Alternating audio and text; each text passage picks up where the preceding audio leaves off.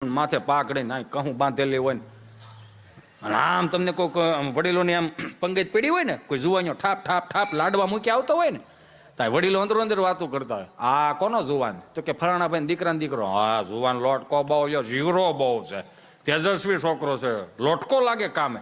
તો કે હા કેટલા વીઘા જમીન છે? 100 વીઘા. કેટલા ભાઈ? 2. તો દીકરી દેવાય. જોયો હજી તો એક લાડવો ભાંગ્યો નથી, ત્યાં બીજા લાડવાનું ગોઠવે છે. સમજા જેવી વાત છે. ત્યાં બાયોડેટાની સિસ્ટમ જ નહોતી.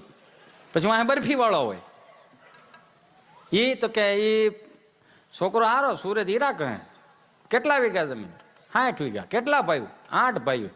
અહીંથી બોલે એ તો એ દેરિયા જેઠિયા વધારે થાય. ત્યાંથી ચોથા દાદા બોલ્યા, મારે ઘેર તલવાર પડી છે, એકાદા આટે જાય તમારે પોહાય એટલા રાખજો.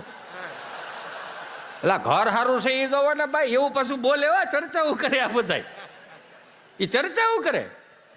એ બધા એના હવન રીતે હવન બધું ગોઠવાઈ ગયું. બિચારા 2 જણા વાહે રહી ગયા હતા ડાળવાળા. ત્યાં વડીલોએ જમી લીધું. તો બીજી પંગતમાં જતા ત્યાં બુફી આવી ગયું. કોણ ખાઈ ગયું કોણ વી ગયું કઈ હળ જ નતું. એટલે બાયોડેટા એટલે કાઢવા પડ્યા.